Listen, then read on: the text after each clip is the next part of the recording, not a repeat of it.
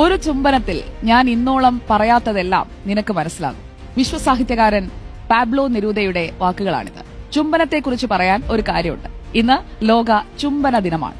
പ്രണയത്തിന്റെ പ്രപഞ്ച ഭാഷയാണ് ചുംബനം. ചുംബനത്തിന്റെ ഈ ശക്തി ഓർമ്മിപ്പിക്കാനാണ് ലോക ചുംബന ദിനാചരണം തന്നെ വെച്ചിരിക്കുന്നത്. ചുംബനങ്ങൾ പലതരമുണ്ട്. പ്രേക്ഷകർക്കറിയാലോ. തിരുനെറ്റിയിൽ പതിക്കുന്ന അമ്മയുടെ ആദ്യ ചുംബനം മുതൽ ആ പട്ടിക നീണ്ടു കിടപ്പാണ്. കവിളിൽ നൽകുന്ന ചുംബനം സ്നേഹത്തിന്റെയും വാത്സല്യത്തിന്റെയുമാണ്. നെറ്റിയിലാണെങ്കിൽ അത് കരുതലിന്റേതും. ചുംബനങ്ങളിലെ എക്കാലത്തെയും സൂപ്പർ സ്റ്റാർ ഫ്രഞ്ച് കിസ്സാണ്. അത് പ്രണയിക്കുന്നവരുടേതാണ്. ആധാര ചുംബനം, butterfly kiss, Angel kiss, neck kiss. പ്രണയ ചുംബനങ്ങൾക്ക് അങ്ങനെ പല വകഭേദങ്ങളുണ്ട്. പ്രണയം മാത്രമല്ല, ചുംബനത്തിൽ സ്നേഹത്തിന്റെ അടയാളപ്പെടുത്തലുണ്ട്.